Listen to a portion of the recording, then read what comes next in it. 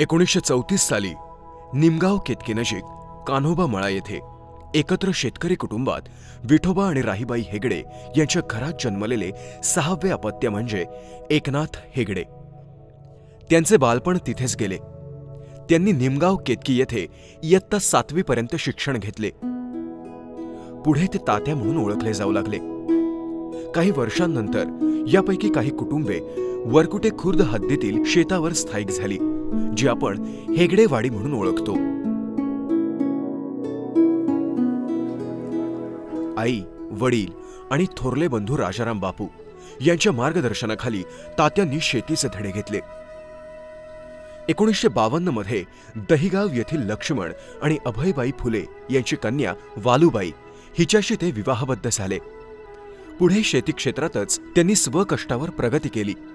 विशेष करून पानमळा, ऊस, भाजीपाला शेतीतील त्यांचं प्रावीण्य वाखाणण्याजोगं होतं। शेतीबरोबरच दुग्ध व्यवसाय, कुक्कुटपालन, वाहतूक व्यवसायातून त्यांनी कुटुंबाच्या उदरनिर्वाहासोबतच परिसरातल्या लोकांना रोजगार मिळवून दिला।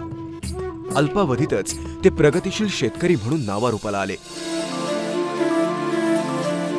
परिसरातील पहिलं गोबर गॅस संयंत्र, विद्युत पुरवठा, टेलिफोन, दूरदर्शन, ट्रॅक्टर आणि अँबॅसेडर घेणारे ते प्रथम व्यक्ती। असं प्रगतिशील नेतृत्व लोकांचे प्रतिनिधी म्हणून राजकारणात जाणं स्वाभाविक असतं। तात्यांचा राजकीय प्रवास सुरू झाला तो 1968 साली। 1968 साली हेगडेवाडी विविध कार्यकारी सहकारी संस्था व 1981 साली दुग्ध व्यवसाय संस्था त्यांनी स्थापन केली व कित्येक वर्ष संस्थापक अध्यक्ष म्हणून या संस्था यशस्वीरित्या चालवल्या। तात्यांचं सामाजिक आणि राजकीय आयुष्य अत्यंत भरीव होतं। तालुका देखरेख संघात ते जवळजवळ 35 वर्षे संचालक राहिले आहेत। त्यांनी 1982 साली इंदापूर तालुक्यात साखर कारखान्याची स्थापना करण्यासाठी अन्य सहकाऱ्यांच्या मदतीने प्रयत्न केले।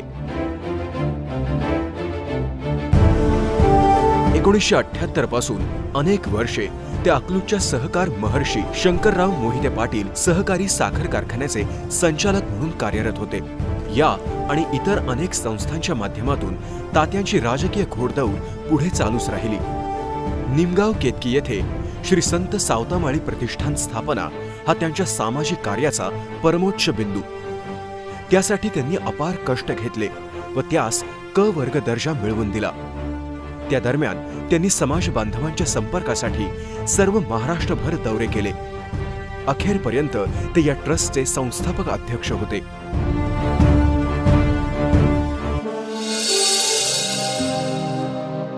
तात्यांना प्रश्नांची उत्तम जाण होती। शेतकरी म्हटलं की पाणी प्रश्न महत्वाचा। तालुक्यातील 22 गावांचा पाणी प्रश्न तात्यांनी त्यांचे राजकीय गुरु व जिवलग मित्र श्री जगन्नाथराव मोरे व सहकाऱ्यांच्या मदतीने सणसर कटच्या माध्यमातून सोडवण्याचा प्रयत्न केला।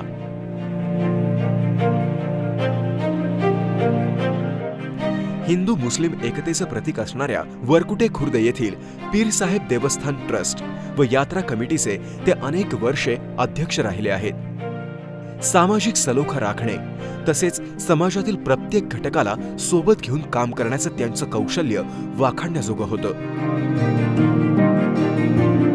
राजकारणात अजातशत्रू असणारी व्यक्तिमत्व खूपच कमी असतात। तात्या त्यापैकी एक।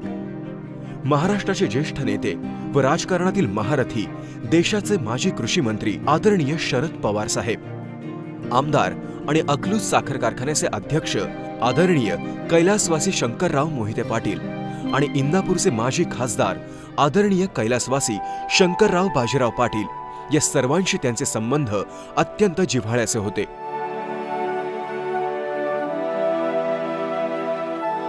पवार साहेबांच्या मार्गदर्शनाखाली तात्यांनी अनेक वर्षे जनतेची सेवा केली। तालुक्याचे माजी आमदार आदरणीय कैलासवासी गणपतराव पाटील, आदरणीय कैलासवासी राजेंद्र भाऊ घोलप, माजी सहकार मंत्री आदरणीय हर्षवर्धन पाटील, माजी उपमुख्यमंत्री आदरणीय विजयसिंह मोहिते पाटील, आदरणीय अजितदादा पवार, आदरणीय आमदार दत्ता मामा भरणे यांच्याशी त्यांचे सलोख्याचे संबंध होते।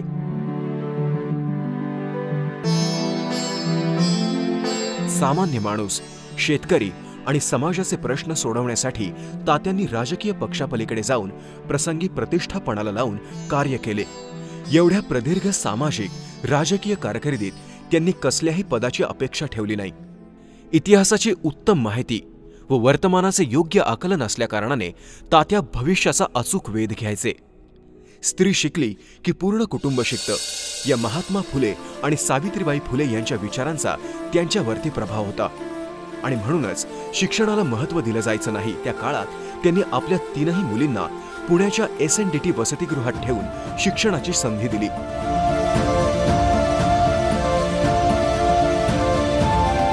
आपल्या मुलांना देखील त्यांनी उत्तम शिक्षण दिलं.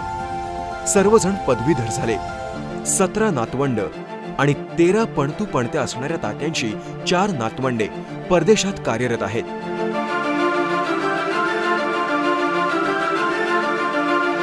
आपल्या 84 वर्षांच्या आयुष्यात तात्यांनी सामाजिक, राजकीय आणि सांस्कृतिक क्षेत्रात एक वेगळी छाप सोडली.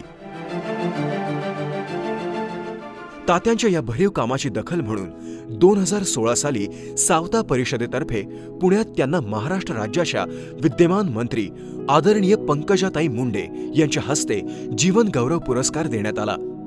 इतरही संस्थांचे मिळालेले पुरस्कार त्यांच्या कामाची पावती देतात.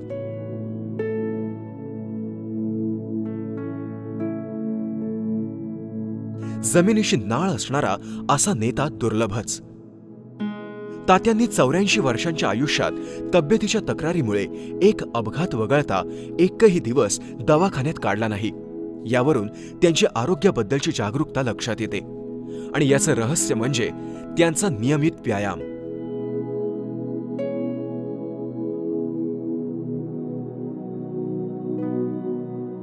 त्यांची राहणी अत्यंत साधी पण विचारसरणी प्रगल्भ होती. वेळेच्या बाबतीत तर ते खूपच आग्रही होते. तात्यांनी सामाजिक, राजकीय, धार्मिक कार्यात भरपूर योगदान दिले असले तरी त्यांनी कौटुंबिक जबाबदाऱ्याही तेवढ्याच पार पाडल्या. कौटुंबिक, नातेवाईक आणि मित्रमंडळींच्या कार्यक्रमांना ते आवर्जून हजेरी लावत.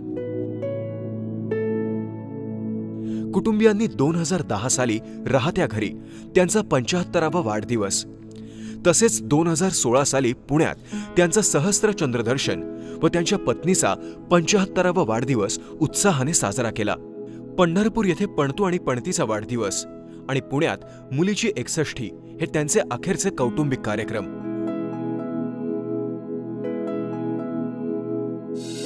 22 डिसेंबर 2017 रोजी राहत्या घरी देवघरात पोथी वाचत असताना तात्यांनी अखेरचा श्वास घेतला. त्यांच्या जाण्याने फक्त कुटुंबाचाच नाही तर असंख्य मित्रमंडळी, नातेवाईक, समाज, गाव आणि गोरगरिबांचा आधारवड गेला. जगाच्या रंगमंचावर आयुष्यभर तात्या असे वावरले आहेत की त्यांची भूमिका संपली असून सुद्धा आज देखील त्यांच्यासाठी टाळ्या वाजतात. अशा पारदर्शी, प्रगतिशील, चारित्र्यवान, द्रष्ट्या आणि उत्तुंग समाजसेवी देवमाणसाला त्यांच्या स्मृती दिनानिमित्त विनम्र अभिवादन. आदरणीय तात्या, तुम्ही पुन्हा होणे नाही.